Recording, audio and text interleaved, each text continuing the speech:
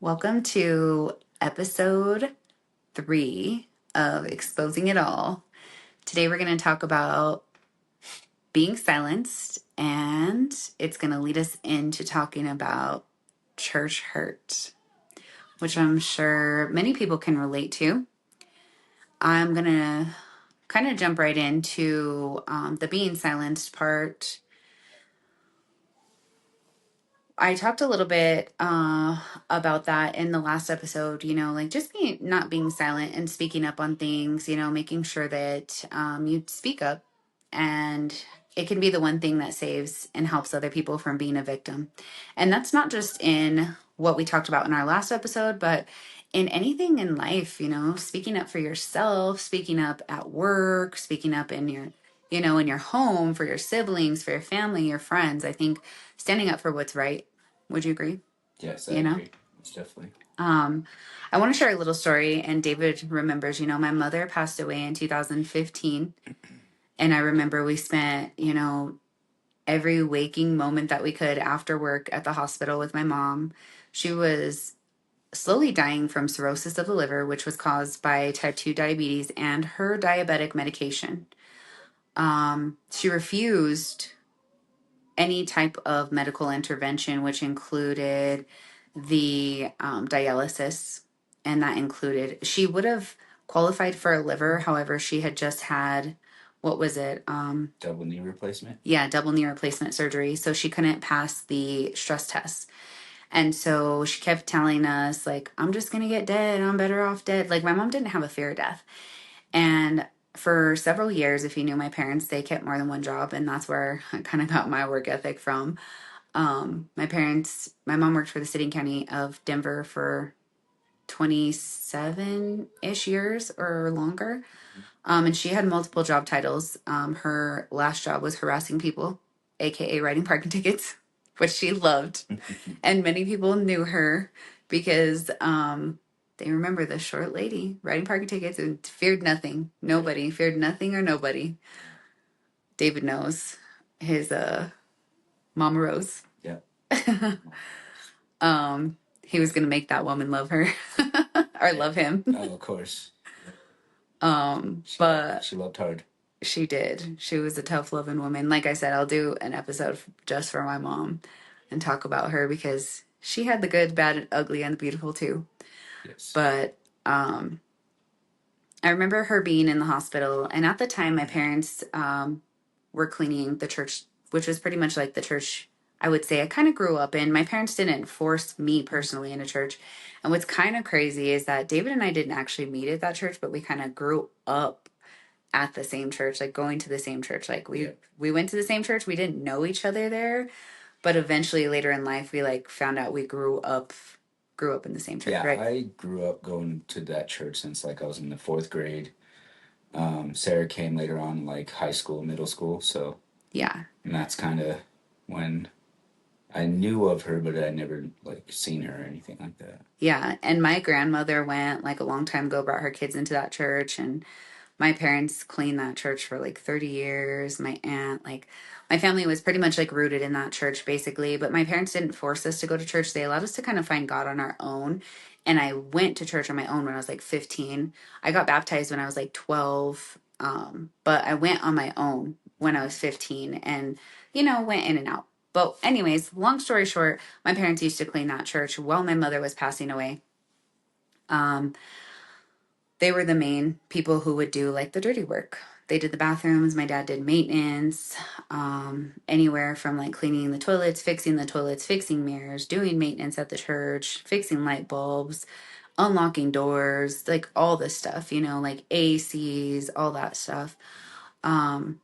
When my mother was passing away, she was literally like on her last days, and my parents were my child's caretaker because me and David worked full time, and that's who would take my child to and from work. And when my mom was in her last days, I had to find a way to get my son to and from school, plus get us to work. We only had one car. We were like on the struggle bus ourselves at the time, and it was hard for us. And I remember sitting at the hospital, my mom was literally dying, and everybody knew at the church that my mom was dying and had refused like the intervention because she already knew what was coming. She knew it was coming. And I remember being so frustrated because people were not stepping up to help. They knew what was going on. People were not stepping up in the church to help. And I remember making a post. I like social media personally. Not everybody does. No, I don't. He I does think not. it's the devil. He hates social media. But I remember making a post and I had said very specifically, you guys know my mom is dying, and I can't believe people are still calling my dad to come in, clean the church, to come help with maintenance. And my dad would literally leave my dying mother at the hospital. I'm at work, leave my dying mother at the hospital alone to go help the church. And my dad, we have this thing in our family, even myself, like I'm guilty of it too. We can't say no. And I remember making that post, and my mom was still coherent at the time. And she was like, why would you post this? She called me, I said in my last episode, my mom called me the Rocky Mountain News because I got a big mouth and I say what I feel and I have no filter, but I got it from her. Okay. I got it from her. I got it honest. And she was like, why would you say that? So many people came to defend the church. They didn't defend my mom. They defended the church, of course.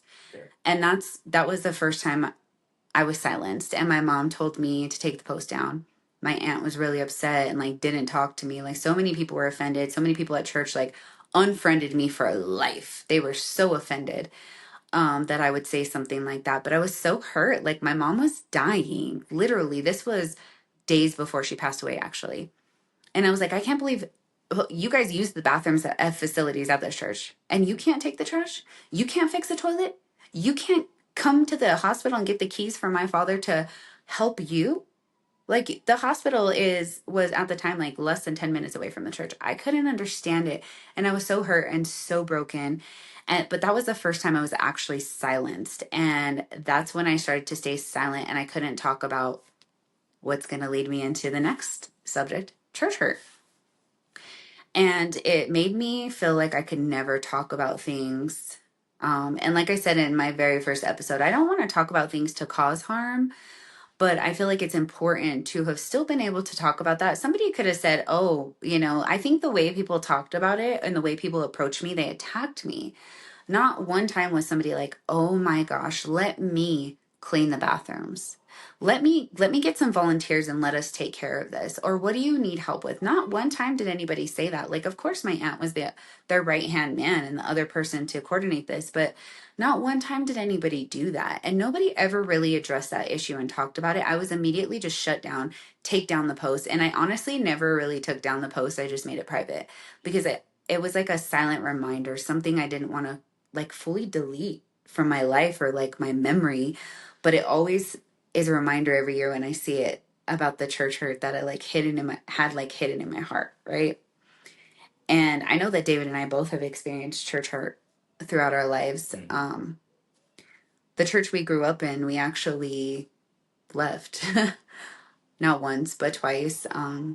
I don't really know why we left the first time. Like I think we kind of just I think we just felt like strangers in our own church. We were sitting in the back row in the upstairs and then finally out the door. Like it was like a transition of our own. We tried to get involved. We tried to get put in place. But when you grown up, like I said, growing up in there, it's like if you weren't a part of a clique, then you weren't part of anything. I remember being in fourth grade, and one of my good friends and I didn't look like the rest of the people in class. So the bus kids would get out like 15 or 20 minutes early, and our teacher let me and my friend out thinking we were bus kids. And I think that had a lot to do with the fact that I went to church with a single mother. I didn't have a dad in the church that was rooted, so people didn't know who I was or anything of that sort. So that was a sting as well. But I took it as, hey, I get out of church early. I get to go, get out of class early. I get to go mess around before church is out. But later on, realizing that I didn't, they didn't make me feel like I was a part of it. And then, like as Sarah said, when we were, we had Hezekiah and we were trying, and we eventually just weren't a part of it anymore. And we were just like doing our own thing, living our lives. yeah. And It was like we were, church. yeah, it was like we were there. And even though I think I was still part of music ministry at the time, right? Yeah, I think like I was still in and out. You were like in and out of like towards music the end of ministry. But it. if you weren't a part, like if you weren't in with the in crowd, you weren't in. You just went there. Yeah. Like people knew you. Like people knew me because of my parents. They didn't really know us. Um, and like we had our few people that we knew, like we both came from big families and it's like they knew our families, but we were never like individualized. And we left the church. I don't think we were in church for quite some time, right? And then when my mom passed away, I think we went back on my dad's birthday for a little bit. Yeah. But we just, it wasn't home to us anymore. Like it was our home church we grew up in for our whole lives, and it wasn't home to us anymore. And we eventually found a home for a while, and it was a home to us for up until like last September. Well, actually, let me backtrack a little bit.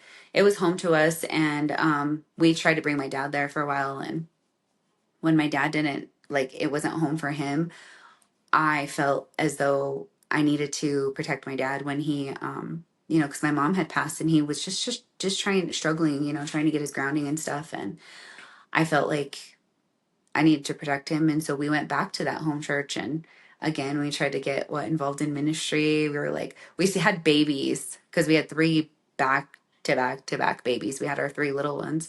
Mm-hmm. And I remember like we were in like the children's ministry or something, but it was still like our kids were in the plays and we tried to get involved, but we still weren't in. And we didn't ever fit in, and I remember we just had some struggles with my dad, which, I'll probably share that story later. I'm not going to share it in this episode, but I remember we had some struggles, and I remember going to the church leaders like, "Oh my gosh, what do I do? Like my dad's struggling. We need some help." We had gone to them, and Yeah. I remember one night, this is the reason we left our home church again. I remember calling the pastor and I was like, we're having struggles with my dad, and I think we're gonna have to move. Like the police were involved and everything. Like it was kind of getting to a dangerous situation. And I remember calling the pastor and I was like, I don't know what to do. And that night when we arrived to church, one of the, what are they called, like pallbearers or like Ushers. the ushers were like, hey, the pastor wants to see you in his office. Or like, okay, like maybe he's gonna talk to us. Yeah, about your dad. Yeah, about my dad. And I guess we didn't go to church that morning because we just had some drama at home. And I guess that morning, my sister, I talked about it in the last episode. I have a transgender sister. I guess that morning, my sister had gone to church and she had gotten baptized, gotten filled with the Holy Ghost and everything. And she used her legal name. Like I said, her legal name is a male name. And all they were concerned about is trying to get my sister back to the church to get rebaptized Under her female name. Female name. They're born the name that she was born under. They no mention of the conversation that we had about the drama that happened in our home, the police involvement, the danger we were in. The only concern was that the pastor's license might have been at stake because my sister, my transgender sister, was baptized as a male and had a male name put on her baptismal and Holy Ghost certificate. She needed to come get baptized as her born name, her female name. That's all they were concerned about. And I was like, what? I don't know if we stayed. Did we stay much longer after that? No, it was definitely like feeling of, wow, that was like kind of messed up not to, like, just to put our feelings aside and only put yours as important when, yeah, she's our family member. It's our family member, but we didn't even feel right to even do what he asked to have her come to that. Yeah, because that's kind of like not even in our, why would that be our job to do that? So and that's God's job. kind of Like, weird. Like if she received it and it happened, then that's up to the Lord, not to him, right? So it's just like, it's definitely a turning point. Like I said, we were already kind of out the door and just not even doing church, and we are just like, you know, this is, we're fine with not going to church or attending a church. So, that happened and we didn't attend church for a while. yeah. And I remember telling Sarah, because she was like, well, I think we need to go back to church. And I was like, I ain't never going back to church. So, Yeah. She's like, well, let's try these churches out. And I'm like, well, we'll try them out. Like, it's a tryout. Like, it's not a for sure thing. And we went back to yeah. the church. We didn't even try out a church. We had a discussion and we're like, okay, let's go back to the church that we left that we felt like was home, because it was we from our home church, we went to this church that we felt like immediately it was going to be home for us. Mhm. And when we left, we didn't feel like we should have left, but like I said, we left because I felt like I was going to protect my dad. Like Definitely. And we knew that wasn't necessarily the right and I decision. left to support Sarah. Definitely. I didn't Yeah. want to leave initially either. I didn't want to leave. Hmm. It wasn't a forceful thing. It was just something that I wanted to protect my wife and my father-in-law, and that's the Yeah. decision that we made, even though I had mixed feelings or not wanting Yeah. to go.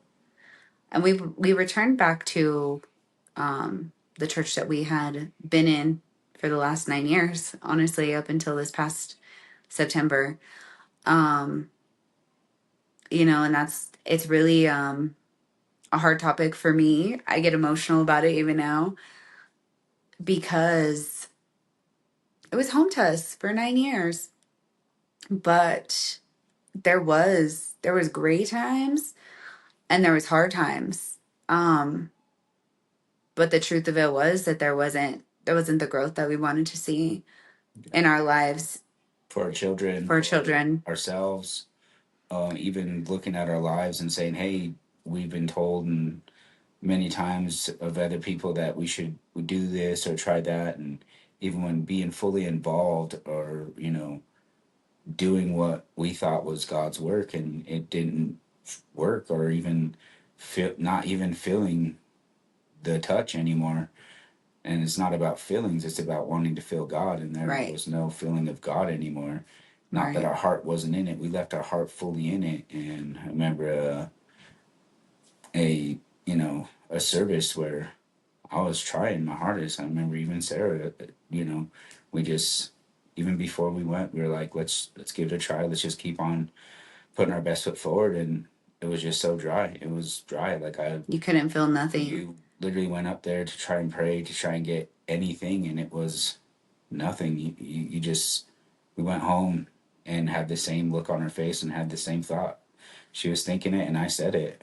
And it was just one of those situations where it was just like, all right, well, we're not going to not do church. We need a church. We need to figure out something for not only ourselves, but our children. We have to take care of, not only ourselves, but our children as well. They're very important to us, and our salvation is important to us as well. And me being the head of household, I had to definitely, do some soul searching, and we prayed about it. It wasn't just a easy decision like, oh, let's just go.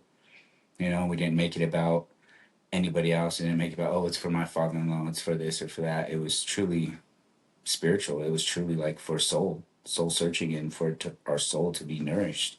Hmm. And that's where I think how we knew where we landed was the right place, because we felt it, and it was, everything worked out and everything just came into alignment. And we've seen so much growth, not only in ourselves, but in our church. And every single message since we've moved has been directed right towards our lives. And every single area that we've needed to correct in order to grow, it feels like, okay, we knew we kind of needed correction. And we had gone through counseling multiple times for certain things in our lives, and we're like, okay, we're good, we're good, we're good. But Mhm. it's like this was indirect counseling from God. It feels like where we're at now, like it's indirect counseling, but God knew exactly where we needed to fix in order to grow. um but I kind of just want to back up for a minute here and talk about, some of like the church hurt that we experienced, like I said, and talk about the silence. So for so many years, we sat in that silence because we felt like we couldn't speak up. We would build ministry, we would build youth groups, we would try to do young married ministry, we try to do youth ministry, and we try and try. And once somebody else wasn't ready, or once we would give it our all, it would get shut down, but we also couldn't talk about it. Yeah. And then once we would start to develop friendships or relationships, it was like too much. It would get shut down and we couldn't talk about it. And then eventually there would be gossip and rumors started. There would be things that would be said by multiple people, and they would come from pastors in ministry. And those things would be said about David and I. They would be said about me. They'd be said about David. People would be told, like, watch out for David and Sarah, especially Sarah, because Sarah will take you out of the church. But yet I'm still in the church. They would say things like, talk about our marriage and say, I'm the one leading, but David's really leading. David and I both, and he would tell you, we have always had a 100-100 relationship where Most definitely. we work together as a team. We make team decisions together. Yeah. Eh, It seemed like, yes, Sarah is a social media person, so she does have that first forefront of like people seeing the message, but they don't see the behind the doors or behind closed doors what actually happens, or the true deliberation of our family or of our unity. Like nothing is ever done by self. Like we are, everything is together. We became one when we became married. We had a lot of learning to do being young, mhm. but we also went through a lot of things to where we had just each other, and that's all we had to do was realize, hey, I got you, you got me, and let's just not fight each other and let's work together, and we're strong together for that point. And I think that to some people that might be a little intimidating, but it truly is like our relationship, and we don't have to sit here and pull hairs, pull hairs and say, well, this is that and that is this. Like honestly, we make decisions together, and that's the way it goes. Is everything is made together. It's done for our family and for each other. Anything we do, especially church moving and Mhm. stuff like that. Like yeah, like I said, it may have been done for carnal or selfish reasons before, but we were definitely wiser and have grown to know that those decisions affect more than just us, and we're affected by decisions that were made as well. So being cautious of those things, and yeah, like Sarah said, like that's what was said, like things of that sort, and hearing that even from peers or anybody else is kind of hurtful, because that's not something you want to hear when that's not the truth. If it's a truth, hey, we'll own it, wear it on our badge of Right. honor for whatever. But if that's not the truth, then it's not good to gossip about us when we're simply just trying to grow, trying to have our family there, be in tuned, be the, you know, the faithful people that we were. Mhm. And yeah, definitely had some, not some, but a lot of church hurt. That decision was not easy, didn't come very easy. It seemed like the transition was easy.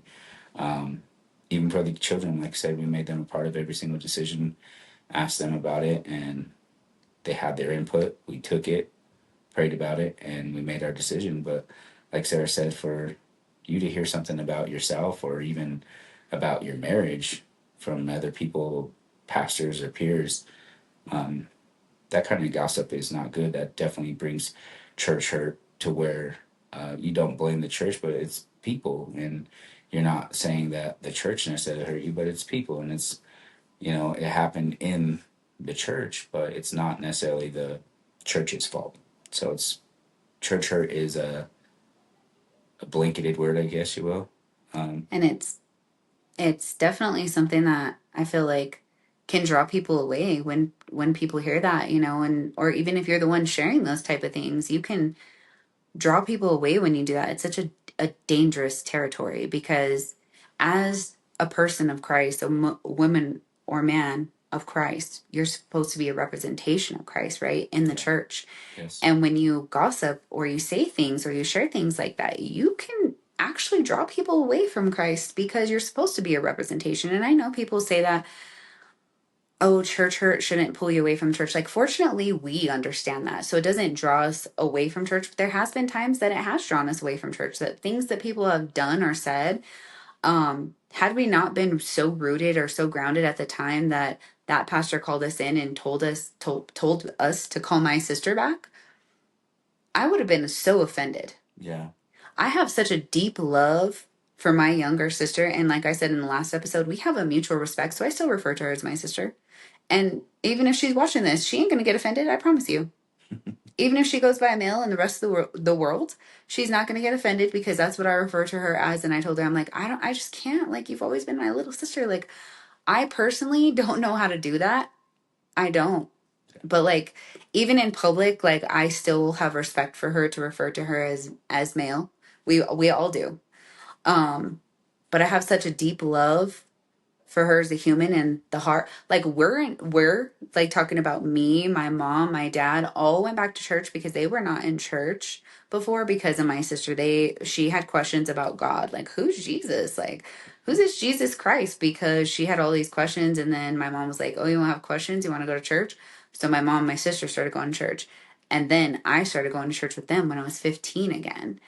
And that's how we started getting back into the church. So I feel like God has a special place for her. And God does the transforming, not me, not any man or woman. Nobody does that transforming. That is God's job. Yeah, most definitely. And I could have gotten offended then. And people need to be really cautious about the things they say because we are a representation. Some people are like, use wisdom and don't say that and be silent. No, you need to speak up and you need to say things. And you can still say how you feel. You can still talk about things that hurt you. And it can be really dangerous because you want to know what? There are some people, our pastor always talks about the 30, the 60, and the 90. The 30% still need to be fed with milk. So you need to be really gentle with how you treat them. They can't handle meat yet. So you need to be gentle with how you talk to them. They're babes in Christ. The 60, they're still like kind of toddler, kind of walking, kind of eat. The 100, they can handle meat. They're good. They're gangsters. They're the OCGs in Christ. They can handle it. But not everybody's at that 100%, right? Yeah. They're not growing that way in Christ. So you do have to watch the way that you talk to people, the way you talk about people, and the way we act in Christ. And it's not going to be all sunshine and rainbows. It's really not. In church, out of church, even if we're walking with God. And a lot of times I felt shut down and silenced, like, oh, don't talk about that. Don't tell him what happened in church. Don't tell him that a pastor was gossiping about you. Like, don't talk about that. But why? Why can't I? It happened. There's witnesses. It happened. It's the truth. We've heard it multiple times. And we've heard it from multiple people, different people. And that's the unfortunate thing. And it's like, that's why I want to talk about it. You know, I definitely think that it's important to address and important to talk about and to not be silent about church hurt. Even churches, you know, there's been some really hefty allegations, some hefty circumstances that happen, even with our home church, that they didn't want to talk about because they're more worried about their name than they were protecting the people. And I feel like souls are more important than protecting your name. Yeah. You can stand up for somebody. You can stand up in a situation, because I'm a firm believer in standing up for what's right, even if I got to stand alone. And that's exactly why I started this podcast, because I want to expose it all. I want to expose it all. If I'm standing solo, if it's just me and him against the world, then it's just me and him against the world. Yeah, for sure. And our kids, you know, because they stand behind us too. And like I said in our first episode, my second episode, because David wasn't here to be a part of it, are going to talk about the good, the bad, the ugly, and the beautiful. And, you know, we have experienced some church hurt, and we are at a place in a position in our life. Had this happened maybe 10 years ago, we might not be in church. Yeah. Had we been talked about like that 10 years ago, we might not be in church.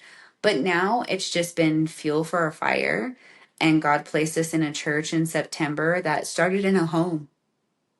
And now we're in a building, and it's wild to see where we're at, you know, and to see how we're growing. It wasn't an easy decision, but it was a decision that had to be made. And the growth that we are making, like the strides that we're making, the changes that have happened in our life, in our home, in our marriage, in our finances, are just, it can only be God, Yeah, you most know. definitely. And a lot of people will say, you can't hear from God. You got to go through a pastor. That's absolutely wrong. What did the Bible say when the veil was torn? Do we have to go to a priest? Not anymore. Do we have to? I can touch the throne of God. You can touch the throne of God. That is something I never really understood until I was put in that position of having to make a hard decision. And it still makes me very emotional. Like I'm not like hurt by it anymore, but it makes me emotional because you were at a home in a home for 9 years. It's kind of like when you grow up and you move out, like you look back and you're like, "Oh, okay." Like you're like, "What's going on?" You know? Yeah. Like it's I don't know. It's definitely something like when I moved out, I was excited. I got my first apartment, but then I was like, oh, I'd go home and spend the night sometimes. Like I missed home, and it would make me emotional. Like, oh, this used to be my room, but it wasn't like a bad thing. Like it wasn't like emotional. Like, oh, like it was like a good emotion, and that's how I feel now. Like initially, it was hard to deal with, but I feel like now we're in a good place, Yeah. and Growth spiritually, physically. Like Sarah said, just seeing things that have happened and things that conspire, just like, not necessarily conspire, but just that happened. It all had to be God for everything to happen. Felt like it was at first, it was like a roller coaster of emotions and roller coaster of things that were happening in our lives, but definitely a humbling experience. It talks about being humbled, and that definitely happened to me and us all so much, like so much more me, because I went from being at a higher caliber of pay or whatever you want to call it to being brought down and had to humble myself to find out, like, do I truly believe and trust in God? And I was like, yeah, God, I already told you I trust you. So he's like, all right, we'll see. And definitely had to go through some trials, and going through those was not easy, but seeing where we're at now is definitely worth it, because your foresight doesn't see what God has planned for you, or what your plans don't line up with what God had for you, and they changed, and they're better than what you had initially thought. So mhm. the things that are in our lives now are definitely put in stone, and definitely grateful that, like, Sarah said, like, yes, you want to say, like, this might not have happened, like we might have been out of church, but I don't truly think that that's the case. But it's just like, definitely some people will allow that kind of church hurt, is what I think she's trying to say, to where it will fully push them Pull them out of church. Yeah. away from church and away from everybody. And that's what we're trying to talk about, is that those type of things are, they're not worth it, because ultimately the church is a sanctuary. Church is a place where you should feel safe. You should feel able to speak, able to talk. Even in the church we go to, or even not go to, but like growing up, like, women should be silenced. Like, I don't believe that's true. Like, everybody has a voice, and especially a lot of times, who is the one to, I believe like this: the women have the spiritual antennas to stick out and to feel, and they're spiritually in tuned a lot more, so that they will know, hey, babe, we need to pray for this because I felt this in the spirit. And men are ready to fight and war off those spirits that come that way. So it's, that's that type of teamwork. But I believe that's why women, there's no reason for them to be silenced. And they're, every good man has a good woman. So it's just like, um, I guess, I don't know what I'm really trying to say, but just definitely church hurt is not um, a building. It's more than likely people, and people are human, but people will be held accountable for what they have said and done because of the caliber that they hold. There's different rankings in the Word of God and in the church house. So those people that are definitely higher up ranking, that's between them and God. And that's what Mm-hmm. holds us peace, is that we don't have to hold on to that anymore, because it's not. We already gave it to God. We held on to that bitterness, we held on to that hurt, but when we It's forgave between them and God now. Yeah. for our own heart, for our own curing, our own making better and purification. So it may not be easy all the time, but the hardest thing to do is to forgive somebody that hurt you. And it's not easy. It's easier said than done. Definitely, like I said, easier said than done, but it's powerful once it happens and you let Yeah. it happen. And I definitely think, like what David said, the church is truly a hospital for the broken, and that's one thing we have to remember, even with church hurt, even pastors and ministers. I do want to remind people of that. Everyone's human. Just because they do have a title, they are still human, and um, they're not exempt from sin. They're not exempt from falling short of the glory. They will fall short too, and they will do those things and cause hurt, and they may cause hurt, is what I'm trying to say. And we do have to, if you're really truly walking with Christ, you do have to try to find forgiveness in your heart. But I'm also saying, like, you don't have to be silent about it. You can talk about it. You can talk about it peacefully. That's the whole point of this podcast, is that we can talk about these things peacefully. We can talk about the things that have hurt us without causing harm. We can talk about how it hurt us, and that we don't have to continue to talk about it, and that it's not right to talk about these things. It's not right, because some of these things that were said about us, some of our past was exposed to people that didn't even know us. Some of our past was talked about to people that didn't even know our names yet and didn't even know who we were yet. And those type of things are not right. But like David said, we found forgiveness in our heart, and now that's left between them and God. If they continue to do that, that's between them and God at this point. But we can also talk about it. And that's the whole point of this episode, is to be able to talk about the church hurt. And there are people out there, and just to relate on that page, like with others, there are people out there who are not at that 100%. There's people who are still babes. Like, yeah, they might have been in church their whole life, but they may not have gotten truly rooted to be at that 100%. They might still be like, they're still crawling. They're not even walking yet. Or maybe they're walking. They believe in God, but they're just walking, and they're still a little hurt. They're still wounded. But you need to know, like, you're not alone. We've experienced church hurt too, more times than we can count. And these are only a couple of stories. These are only a couple of things that have happened to us. There's many things that have happened to us in the church. And like I said, I feel like it's important to talk about it, and you can talk about it peacefully and find forgiveness and move on from it. You don't have to be silent about it. And it doesn't always mean that you have to take it to that person, make them be accountable, because I know that some of these things that were said about us, even if I went to that person, they're not going to take accountability. I know it in my heart of hearts, they're not going to take accountability. And I've accepted that. And that can be a hard thing for some people to accept. There are some people who are never going to apologize. And that can be hard for some people to accept, but I've learned to accept that. And that I didn't used to accept that. You could ask David. I didn't used to accept that, babe. But I've grown, but that's part of growth. And that's part of growth in God too, is to be able to accept apologies that you've never been given. Yeah. That's part of learning how to truly forgive.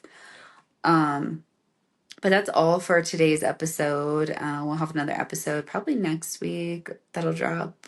I don't know. We'll see. But just remember to always speak your truth. Yep. Don't be silent. Silence is, what do they say? Silence is compliance. Always speak the good, the bad, the ugly. Just be truthful. And have a good day. Yeah, have a good one.